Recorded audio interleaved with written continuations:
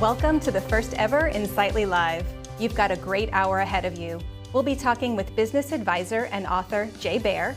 We'll learn all about filling the top of our funnel from the bottom of our funnel, and we'll top it off with a fun cocktail creation and a giveaway. I'm Val Riley from Insightly CRM, and I'll be your host for the next hour. I'll be monitoring the chat and sending your questions and comments to our panelists. And speaking of the panelists, let's meet them now. First, say hi to Jay Baer. Jay Baer is a business growth and customer experience strategist, researcher, and author. He is a seventh generation entrepreneur, the author of 7 best-selling books, and founder of 5 multi-million-dollar companies. He's also the second most popular tequila influencer in the world, non-celebrity. Jay has advised hundreds of major brands worldwide on how to acquire more customers and how to maintain the customer relationships they've already earned. Also, please welcome Chip House, CMO of Insightly CRM. Chip is responsible for Insightly's marketing strategy, messaging, content, digital marketing, and lead generation. Chip has more than 25 years of experience in senior marketing roles at fast-growing SaaS companies, and he's led marketing at Insightly CRM for 2.5 years. We're getting a lively discussion going in that chat already, Chip. Maybe some folks have an ice-cold beer? It's exciting to see. We're going to be drinking tequila today, but drink whatever you want. I've got a LaCroix here in my coffee mug, and maybe I'll drink some tequila later. We'll see. Beer is just fine, absolutely for now. And welcome everyone to Insightly Live, and thank you for joining us. And Val, I know, is, as she mentioned, going to keep track of all the chat.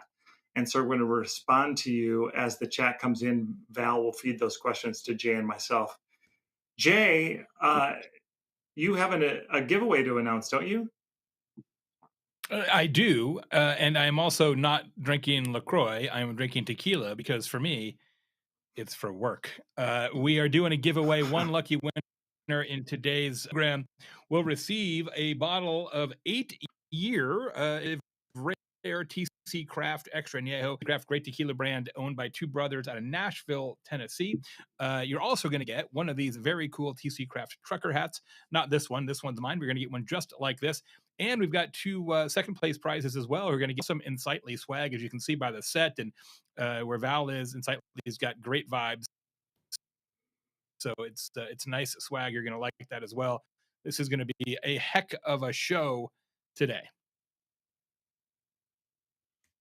I'm super excited. Let's dig in, Jay. So people showed up today to learn more about a lot of different things, to kind of pick your brain from a marketing standpoint. And Jay, I know that you've been speaking on the circuit at the sales kickoffs since it's March, which is kind of sales kickoff time of year. And what are you hearing out there? I mean, I know that the theme for a big piece of last year was efficient growth.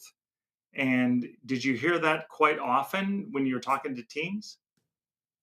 Yeah, it's definitely the same as it was the year before. There's not appetite for growth's sake right now. The capital markets don't really support that. It's still an uncertain economy, even though the economy looks like a soft landing for now. It's an election year. There's just a lot of about what's going on to 2024. And so consequently, what we're seeing executives focus upon is, yes, we want to grow, but we've got to grow in a way that is economically sustainable. And to me, Chip, and I think probably to you as well, what that really emphasizes is, first and foremost, let's try to retain and grow our existence. I think we all know, we've all learned since the first day in business, that it's easier to keep a customer, and consequently, let's see, can't do some of that product-led growth and customer marketing and make sure that we're not churning our customer base. And so we'll talk about that a little bit today, I think. Very cool, Jay. So in the marketing world, we love our funnels. And one of my favorite funnels, if we can bring it up, Studio Crew, is the one by John Jansch, who wrote Duct Tape Marketing. And I love it because it contemplates certainly the top of the funnel, where you're trying to focus on getting people to know and like your brand, but also move into the trust phase, because that's so important in any sort of B2B relationship before they're ever going to try or buy your product. But today we're focusing a lot on the bottom of the funnel, the repeat and the refer sections of the funnel, where you'd be engaging your existing customer base, trying to build advocacy among your customers and encouraging them to share and refer your brand to others. And you do that by creating memorable experiences for your customers. And I'm very excited to talk to Jay about that because he's written so much on this topic. And the word of mouth piece is very, very important in marketing, and it helps. If you do it well, it helps you build both the top of the funnel and the recurring portion of sort of the bow tie funnel, if you will. So Jay, if you're ready here, so let's get started talking about how word of mouth has, it's been pretty much dominated by B2C marketers, but it's perhaps even more of a powerful tactic in B2B, don't you think? Oh, absolutely, because people don't typically make B2B buying decisions without input, without feedback from existing customers or previous customers. In fact, the data show that some 80-90% of B2B purchases are influenced by word of mouth in some way. And you think about some of the B2B portals and platforms out there, G2 Crowd and Trust Radius and things like that, that actually are built around sort of capturing and harnessing word of mouth about B2B providers. So your note earlier, Chip, about word of mouth actually benefiting both ends of the funnel is so true. Because at the bottom of the funnel, you get a very happy customer who then tells somebody else, who then comes into the top, and then the cycle repeats. I mean, this has been true since the first caveman, the arrowhead to a previous caveman, that word of mouth is the best way to grow any business. Like the way to grow. In fact, I would argue the most efficient way to grow is for your customers to do that growing for you. But the challenge is that you've got to actually give people a story to tell, and that's where it sometimes gets a little bit lost, especially in B2B, because I don't want to make too much of an indictment here, but I would argue that many B2B companies aren't as good at storytelling as B2C companies. We'll probably get into that here a little bit. Jay, I have to tell you, I love the caveman analogies, and so one of the ones you'd used before is, hey, if you want to put a hole in a woolly mammoth, what should you use? And you might ask another caveman, he'd give you his recommendation, right? Absolutely, because I don't know that there was any YouTube videos or any other kind of how-to guides on woolly mammoth hunting back then. I think you kind of had to ask the guy in the next cave, because otherwise, like, how are you going to know? And yet here we are. I don't know how long it's been since caveman. I'm not a paleontologist, obviously, but it's been a bit, and yet we still aren't very good at word of mouth in business. That's why I had to write a whole book about it. Yeah, so let's bring that up too. So Jay, the book you wrote is called Talk Triggers, which Yeah. essentially are ways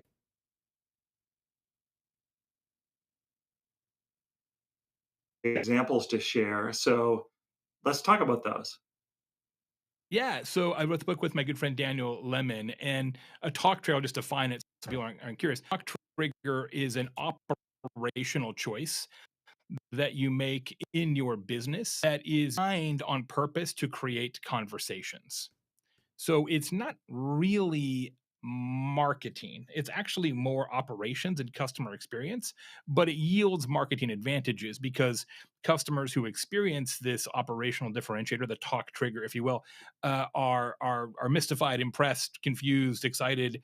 Emotions occur that then cause them to tell stories about your business to their friends and colleagues and peers, which then gets the next cycle of customers. You're essentially turning your customers into volunteer marketers on behalf of your business. But in order for this to work, Chip, you have to give people a story. And the story is almost never your actual product or service, because that's what the money is for. Right? You have to give people something different that they don't expect. And because they don't expect it, that's what makes them want to tell this story. If they expect it, it's not really worthy of a story. This is why, just incidentally, this is why you almost never see 3-star reviews. Because what's the story baked into a 3-star review? If you look at actual review distribution on any kind of scoring platform, consumer or B2B, you get a lot of 5-star reviews and you get a lot of 1-star reviews, and those is kind of the polls, right? Because a review is typically a warning or a sign of enthusiasm. And what's a review? A review is just word of mouth with shelf life. That's all it is, right? So you don't get a lot of 3-star reviews because there's no story there. So you've got to give people a story to tell. One of the most famous examples that people might be familiar with, Chip, you probably are because you travel a lot, is Doubletree Hotels by Hilton. Every single Doubletree hotel has an oven in it behind the front desk. And when you check into the Doubletree hotel, they give you a warm chocolate chip cookie that they bake right there in the hotel. So it triggers all the senses. You can smell it like when you're parking your car, right? It smells like a bakery. And then the cookie is warm. And then you can see it and you can it really is a sensory experience. And because of that, the stories are told. So I did a case study with Hilton for the book, and they distribute approx 75 cookies, which is, it's a lot of chocolate chips, man. And of those 75,000 cookies, approximately 1/3 of their guests have told a story to somebody else about that cookie. A third. So that's a lot of stories. And it's probably not a coincidence that Doubletree spends less on advertising than any other hotel at that price point, because the cookie kind of is the ad and the guests kind of are the sales and marketing department. And that's what you can achieve with an effective talk trigger and a word of mouth strategy. You've had one of those cookies, Chip? I have had one of those cookies, there was a period of time where I was traveling and going to DoubleTrees all the time, and I think it was like Pavlov's dogs. My mouth would water when I would just walk in the lobby, and so, yeah, definitely have had those, and you can smell them and baking, etc. So, Yeah, hey, it's got the let's distinct, go it's to like it's going Val. to a I think Subway. It's very distinct. Yeah. exactly. Val, do you have a question for Jay? We do, guys. So, Jay, the question is there something like within the cookie, the packaging that is telling people to share it, or are the shares Hmm. happening organically? Oh, good question. No, not really. It's not like on the sleeve, that the paper sleeve that they put it in. It doesn't say like tell your friends about this cookie. It's not nearly that overt. They don't really know about the cookie in the small amount of advertising they do. What they do, however, is they kind of nod to it, which I think is cool. So, for example, any DoubleTree hotel that has a hotel shuttle that goes to the airport, that van is always vinyl wrapped with graphics that have a giant chocolate chip cookie on it, right? Just to be like, oh yeah, yeah, they're the cookie guys, that kind of thing. They also do stuff like in each hotel, the chef of that particular location has a special dish on the menu that features the cookies. In fact, they have a cookbook that's only cookie recipes and stuff that you can get. So they incorporate it into other elements of the brand persona, but it's not nearly like, hey, and you're going to write a review about this cookie, right? It's not nearly in your face like that, which I actually like better. You should nod to it to make sure you don't get confused with some other brand. But if the talk trigger is effective, you don't need to beat people over the head with it. It is fascinating how there's a trough for reviews everywhere you go. And I was just looking at hotels for a vacation. And so if you go to Hawaii and you stay somewhere and it's like a 3, you're not going to go tell everybody about it, right? And so that's the fascinating thing about how this works. If you create something that's unexpected, you're more likely to tell your friends. Yeah, it's just human psychology. Like all of our brains are wired the same way. All of us in this regard. We are wired Yeah. to talk about things that are different, that lie outside recognized patterns, and we ignore things that are inside the recognized patterns. It's just Yeah. like in digital advertising, banner blindness, right? We're all familiar with that term. The idea that eventually consumers don't even see banner ads on websites because it just like evaporates into the pixels. And the same thing happens operationally, right? If you're just used to it, then it no longer is special. Which is why, not coincidentally, you're much more likely to tell the cookie story the first, second, or third time you experience the cookie. Once you've experienced the cookie 9 times, it too becomes commonplace for you. You expect it, you know it. Like when you pull into the parking lot, you know there's a cookie there. You might still tell the story from time to time, but it doesn't have the same element of shock and awe that it did when you experienced it initially. Yeah, totally. So, Jay, I know you have some other stories, and these are great too. Yeah, I mean, DoubleTree obviously is a global company, so they have a ton of resources, but you don't have to have a ton of resources. In fact, many of the best word of mouth generators, the best ways to turn customers into volunteer marketers, are executed by smaller businesses who just decide to make an operational shift and do something pretty cool. And some of the great talk triggers kind of appeared by accident. Gorditos is an amazing one. It is a Mexican food restaurant in Seattle, and their deal is they always make really big burritos, like gigantic burritos. That's their thing, right? That's what they're known for. And this was created organically, and then they decided to run with it as their talk trigger. One of their customers just took a picture of their newborn baby and put it next to a burrito and was like, "Hey, it's kind of hilarious that their burritos are as big as my baby." And the restaurant like printed it out and put it on the wall in the restaurant. And then people would come in, be like, "That's hilarious. I'm going to do that." And now it's their whole differentiator. Like they've got a whole Instagram account, Baby Burrito Hall of Fame. In the restaurant, it's festooned with baby pictures and burrito comparison charts. It's hilarious. Like it's their thing now, and everybody talks about it. So I love it when it comes from the customers themselves instead of from a brand idea. Those are sometimes the best. Yeah, Jay, I know you wrote just another book recently called, I think it's called The Time to Win. It's like a small little Mhm. book. And Yeah, I have heard you say, as humans, especially in the B2B realm, maybe B2C also, right? We interpret responsiveness from a brand as caring and respect. And yeah. this applies to both new and existing customers, doesn't it? And isn't speed then a talk trigger? Oh, it certainly can be. There are 5 types of talk triggers that we talk about in the book, but speed is one of those 5 for sure. And I would argue speed is one of the best ways to generate word of mouth in B2B companies, only because people don't expect it. Like nobody's like, boy, B2B is known for being so nimble and quick and rapid. It's not really the narrative. But you can totally make this work. So there is an accounting firm Yeah. in Indianapolis, not too far from me, called Bogdanoff and Dodges, and no offense to them, but they are unremarkable in terms of what they offer. They do small business, accounting, bookkeeping. They do some personal tax returns, some small business tax returns, some tax advice. There's 40,000 small accounting firms in the United States, so they're not really any different. But they do have a speed based word of mouth differentiator. 5-minute response time, calls and emails, every client. They respond to everybody within 5 minutes. They've built an operational system to be able to do this.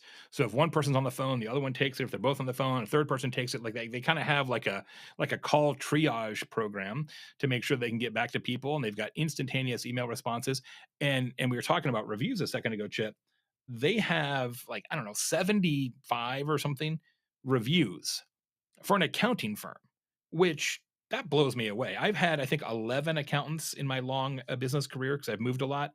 And I've never written a review for an accountant. Like, what would that review say? Hey, I got my tax return back, and check it out. All the numbers added up, 5 stars. Like, nobody writes a review for your accountant. They have tons of reviews, and like almost every single review that they've accrued specifically mentions how fast they are. It literally is their differentiator, and to me, that's amazing.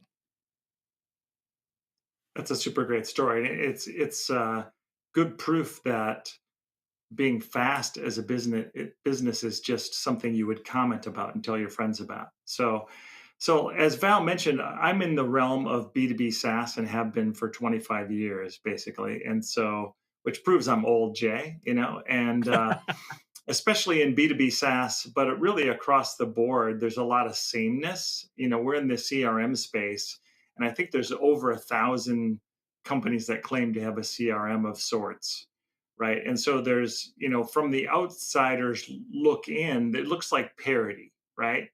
But it really isn't. So when you find that our brands that are in similar industry to mine, where there's a lot of sameness, or at least from the outside sameness. How do you advise businesses to break that mold? Yeah, I mean, I contend with this every day in my tequila work. There are more than 2,000 brands of tequila now, and 300 new ones introduced last year alone. It's nonsensical, right? It's absurd. The consumer walks into a store or even a restaurant and has no idea what to do about this, which is why I make 25 videos a month to try and educate people to make better buying decisions. But it's a really, really complex and confusing category, and so what you've got to do to break out of that kind of mold is to understand your ideal customer profile. You really need to lock in on your ICP and say, okay, who are we trying to sell to and what do those people want? And then stick to some kind of brand positioning and marketing execution and word of mouth program that supports that overall brand ID. You asked the question, like, how can people stand out? This sounds oversimplified, but it's not. The first step is believing that you should stand out. I think CRM companies are a great example. There are lots and lots and lots of CRM companies. I'm proud to be an Insightly customer myself, but um, there are many, many, many, many, and most of them seem to have no interest in differentiating, other than now they say CRM with AI. And so, unless you're really willing to take a stand on something, why would your customers tell any kind of story about you? Even TC Craft, the tequila that we're giving away here today, has done a nice job with this in the crowded tequila category. Most new tequila brands have direct to consumer, so you can go to their website and purchase bottles. TC Craft does that as well. They are one of the only ones in the entire category who actually offer free shipping, because shipping tequila is expensive. It's heavy. You got to put in a ton of bubble wrap or styrofoam peanuts or whatever. So it's not an easy thing to ship around the country. But they're like, well, look, we want people to try the tequila, because we figure if you buy the first bottle, you'll buy a second bottle eventually, et cetera, et cetera. So why are we making it hard for people to buy this? And it's just really, really smart. Like, I think they're the only ones that offer free shipping all the time, and I think it's really smart.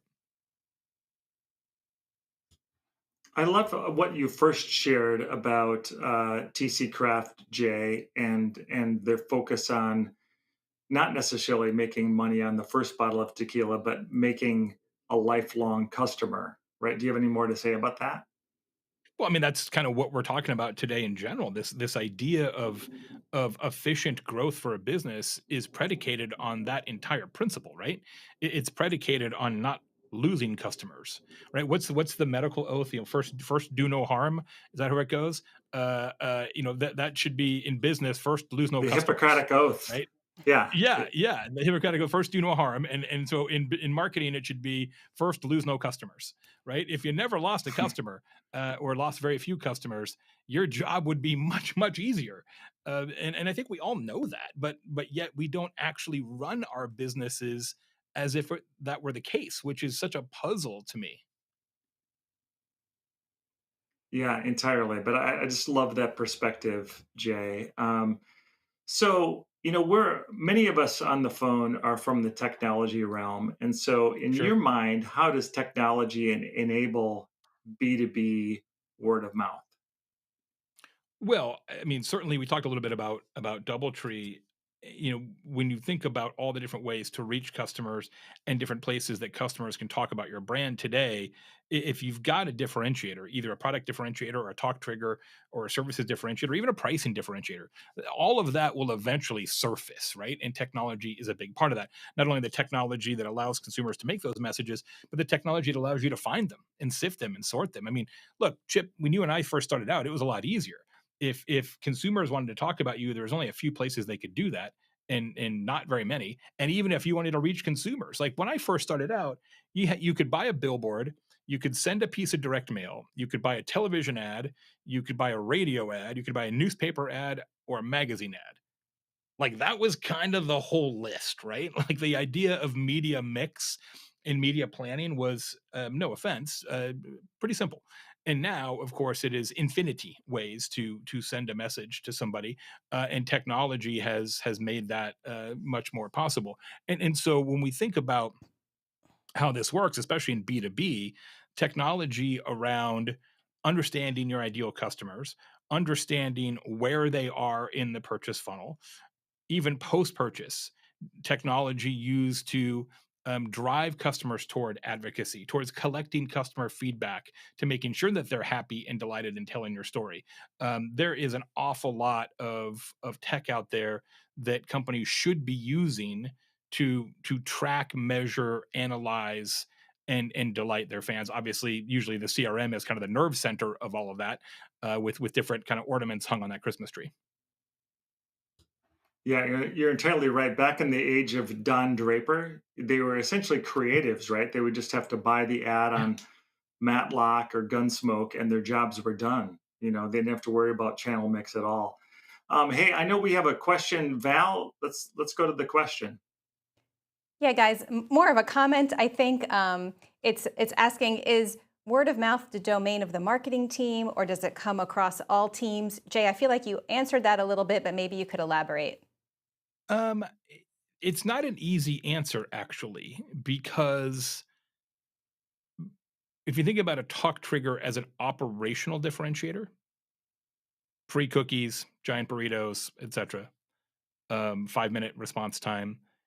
While marketing will probably lead that initiative, and it's certainly responsible for measuring its impact on the business, both top line and bottom line, because it is operations, everybody's got to be a part of it, right? The person who's ordering chocolate chip cookie supplies has got to be in on this gag, right? So that's one of the things about word of mouth. Is this is probably a topic for another session, but one of the things I love about it as a strategist and as a consultant is that good word of mouth programs can really do a lot of bridge building and a lot of cross departmental bonding inside an organization, because to launch and sustain word of mouth programs almost requires that kind of widespread cooperation within the organization, and that can be a real catalyst for that kind of cooperation as well. Yeah, that's great. Jay, let's get back to B2B here. So, in practice, many B2B marketing teams are focused maybe too much solely on net new logo acquisition. I've certainly Oh yeah. experienced that in my career. But it's really the upsell, the retention, the lifetime value that are the ultimate drivers of growth. And so, in kind of B2B software as a service language, that's net revenue retention, or Hmm. NRR. Hmm. So, I mean, how do you think about this, and what do businesses need to do now to kind of change how they think about going to market? It we mentioned it a minute ago. It is astonishing to me how every business person understands the math of this, yet they do the opposite. Right? It's like, I don't get it. Adobe did a study a while back, which is amazing, that 80% of B2B marketing budgets are applied towards net new acquisition.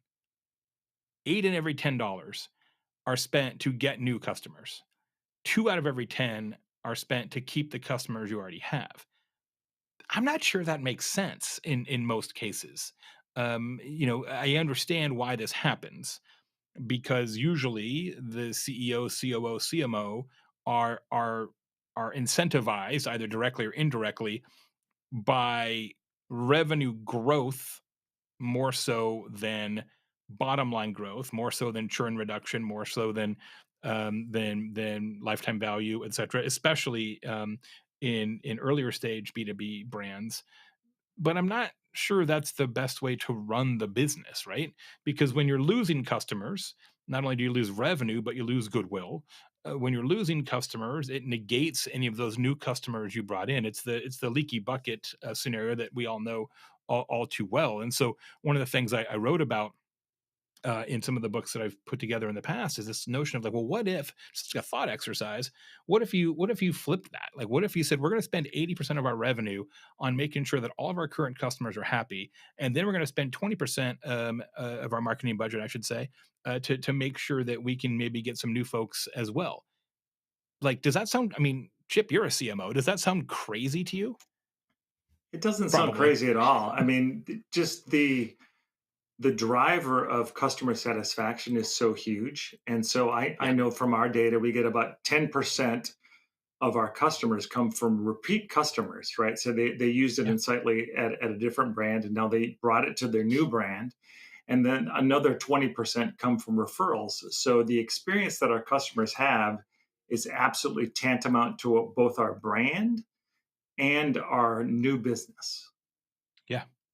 Yeah. I think that's a really illuminated view that customer satisfaction has a direct correlation to revenue. And I think Yeah, they often are entirely we o related.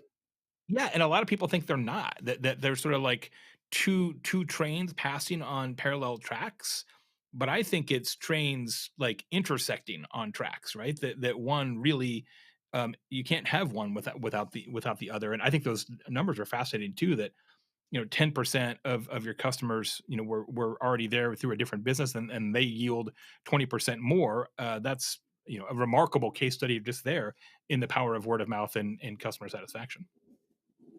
Yeah, I think that's why the popular marketing funnels are all also looked at like a flywheel now, because if you do it well, it's a never ending cycle that just keeps Yeah. repeating Yeah. itself. So Yep. and we do a whole lot for with our customer marketing team to understand who our advocates are within our customer base, and they're super super important to us. So, but Jay, like picking up on that, how do you know when you have a brand champion, and how do you best engage and reward that person or that organization?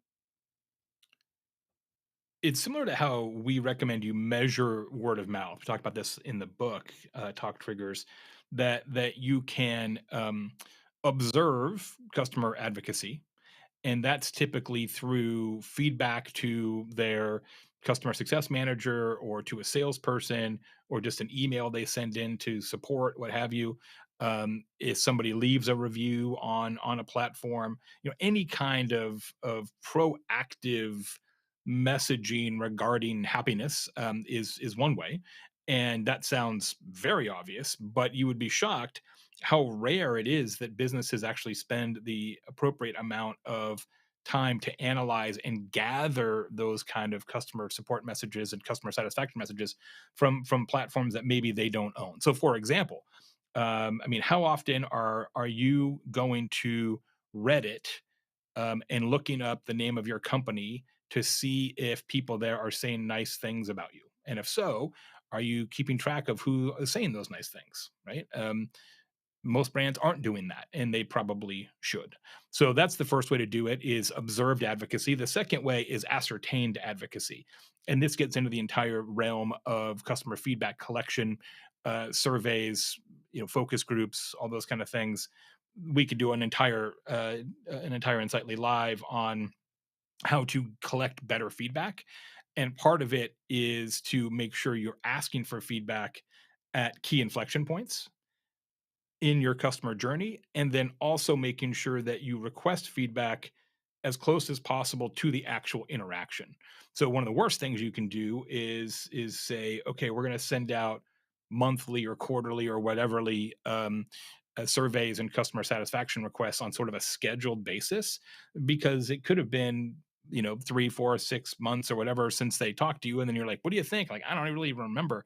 So you want to try and gather feedback as close as possible to the actual interaction. The studies show that you get 40%, as much as 40%, more accurate feedback when you collect it closer to the interaction. So that's a great way to do it. So that's one way you're going to find your advocates, of course, is to actually ask people and see who gives you the highest score, etc. And then once you've determined who your friendlies are, yes, I mean, I think rewards are nice, but most of the time recognition is sufficient, right? Like, just saying to people, hey, we really appreciate that you appreciate us. And then you do something like in the monthly newsletter that goes to every customer, you recognize 5 customers who have said nice things, right? You put them on the customer advisory board, things like that. You don't have to give them a Starbucks card or a car. Most people will be happy that you just noticed, because the reality is most customer feedback goes unnoticed. And that's why it's becoming more and more rare for customers to actually provide feedback unless they're unhappy. because most people think that all these surveys they're being asked to fill out are not being read. And the reason they think that is because often they're correct. Hmm. But you know what I appreciate, Jay, and who I value are the people that are asking questions. And it sounds like we have a phenomenal question. And Val, I appreciate you for taking this one. Yeah, she's doing great. We do, guys. And Mark is in the YouTube chat. And I think, Jay, you hit on his question a little bit, but he was Okay. saying ideas for getting his customers to talk about satisfaction because he Mhm. finds that they easily verbalize their issues, but seldom verbalize their happiness. Yeah, and this kind of strikes at the entire idea of a talk trigger and how word of mouth happens.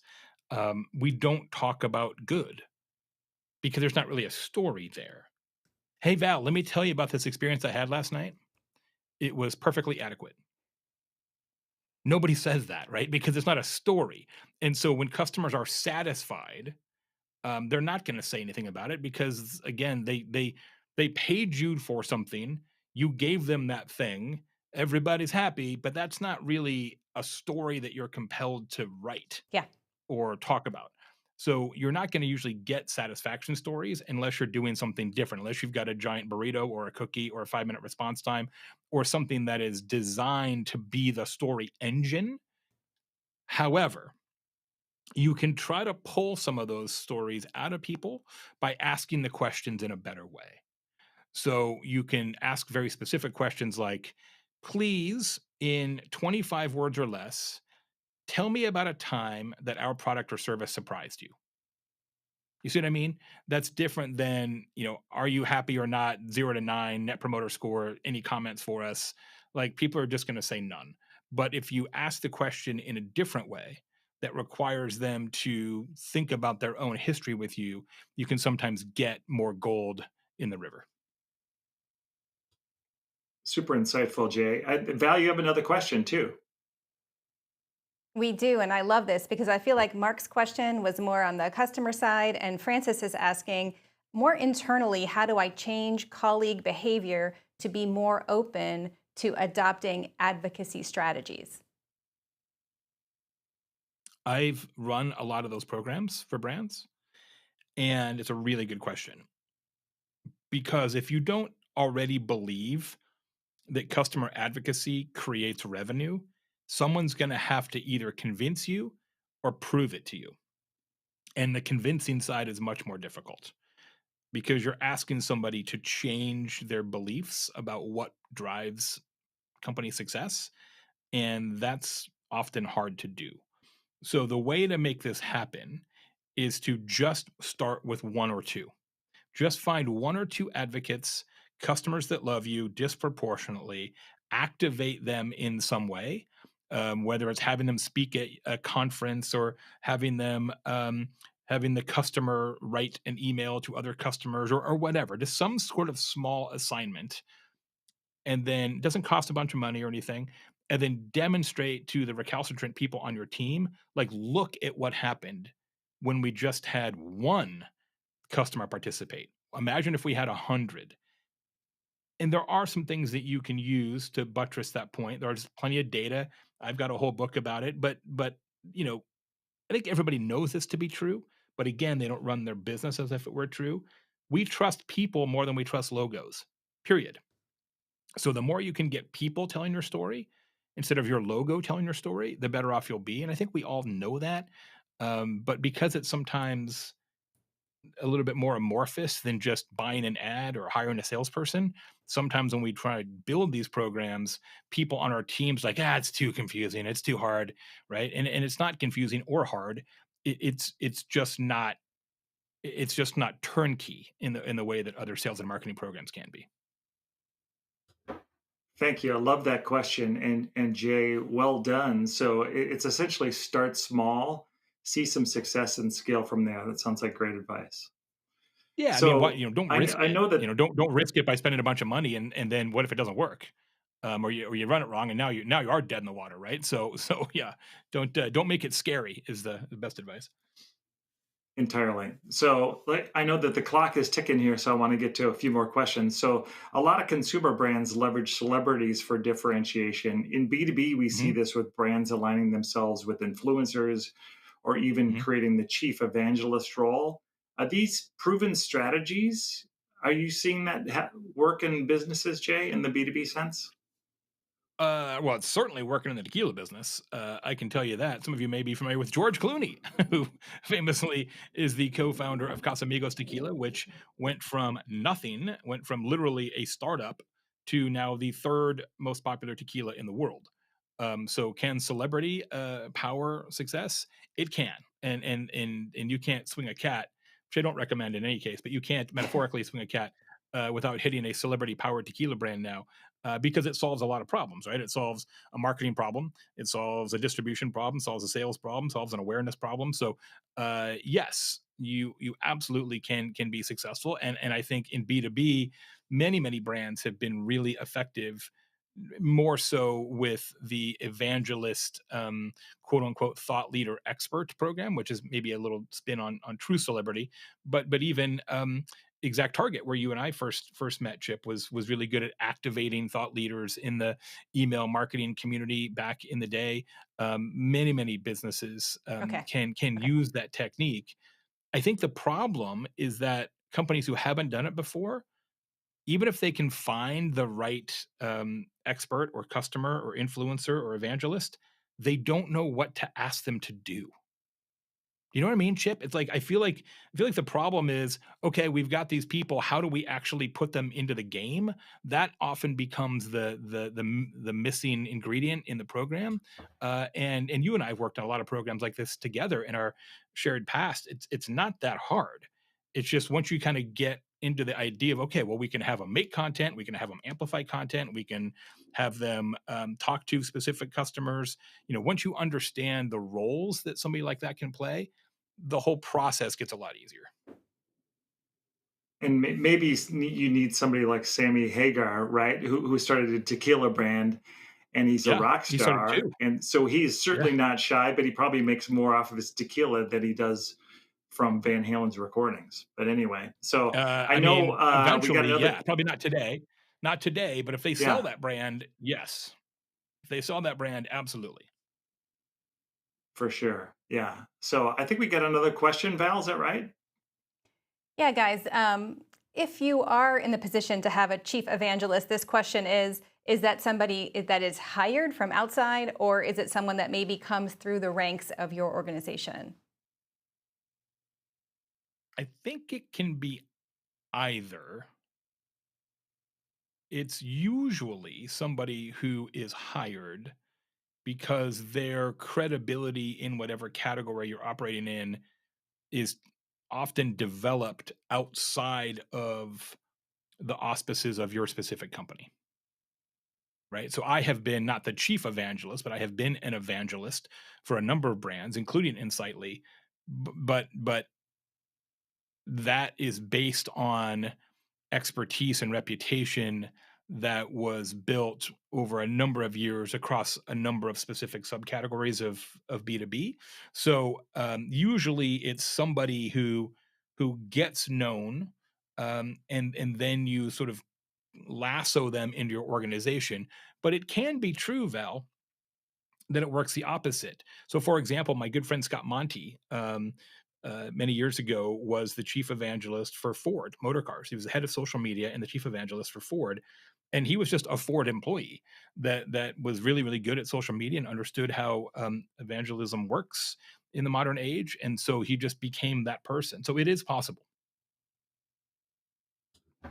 I have to tell you, I mean, that's why recently we wanted to get Anthony Smith, our CEO and founder, on camera because he Mhm. is a natural evangelist for our brand, and I'm really excited to see more and more of Anthony in front of the camera because it just pours out of him his love for Insightly. So, Maybe the Val, we next may Insightly be Live. to that exactly maybe the next Insightly Live. So we're running with his scissors here, folks. So thanks for sticking with us. And Val, are we to that point in the show where we're going to make a cocktail?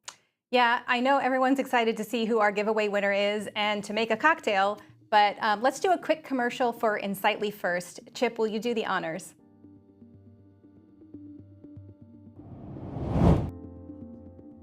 Insightly is the modern, scalable CRM that teams love. It's easy to adopt, very customizable, and integrates easily with every other application you use to run your business.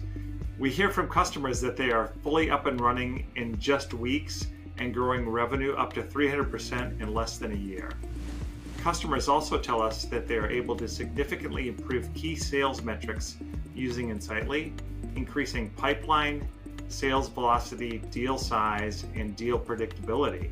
They also love how customizable the dashboards and reporting are, as you can see on the screen here. They can easily share company performance with leadership and with the rest of the company in a way that's consistent and easy to understand. They've also found that they can improve their team's efficiency and reduce errors with advanced workflow automation. Insightly is extremely flexible, customizable, and grows as your business grows. If you're considering a CRM, think you might be overpaying, or just want to learn more, type demo now, and our team will contact you about setting up a personalized demo with Insightly. As we mentioned, you'll all be getting an email in a few days with this event recording. Now, Val, back to you. All right, Jay, I've got my ingredients here. What are we making?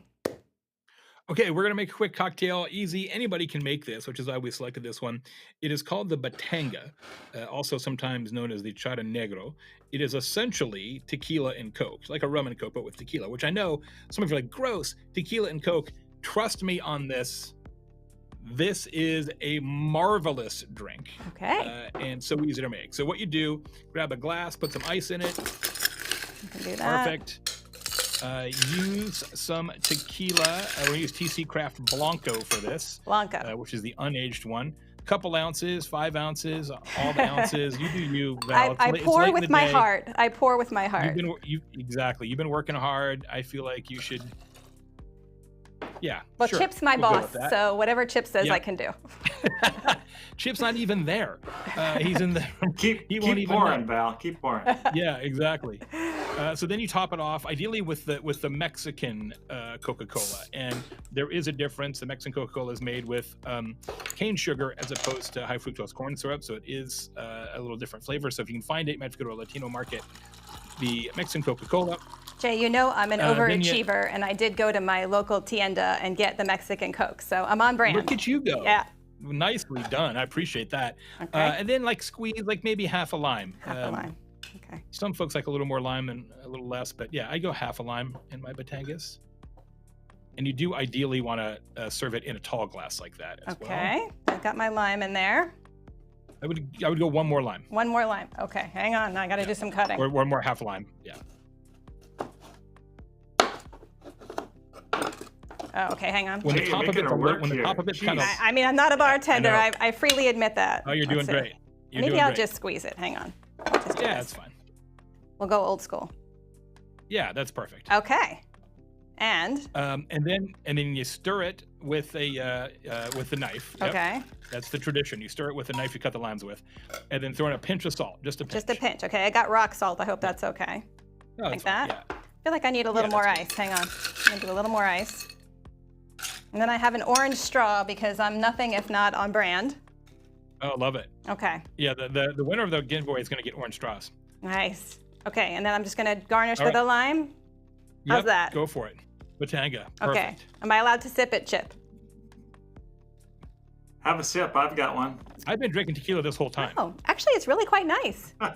Isn't it's it very nice? good. It's like a rum and Coke, but it's just a little different. It's got just a little more pop to it because the tequila's just got more flavor, and it's less sweet than a rum and Coke because the tequila is less sweet as a beverage than rum. So I find rum and Coke to be very cloying and very sweet. Batanga not nearly as much, and so the one ratio you want to figure out your own personal preference is how much lime. But other than that, you nailed it, Val. Perfect. Well, I think my lime is perfect. This is definitely going to be on my list of things to order. Well, let's talk about some other tequila tips you have, Jay, because I know you said something about different glasses for sipping tequila. Is that correct? Yeah, I mean, we could obviously do 5 hours of just tequila stuff on this show, but we won't today at least. A couple of things. One, when you're smelling tequila, if you're just going to sip tequila, like this is a tequila It's the TC Craft here. This is going to blow your mind, Val. This is probably going to gross you out. So when you're trying to smell it, right, you should actually open your mouth because 80% of what we perceive as flavor is actually aroma. Your olfactory receptors are much, much stronger than your taste buds in terms of how it wires to your brain. So, of course, there's olfactory receptors in your nose. That's kind of what a nose is for.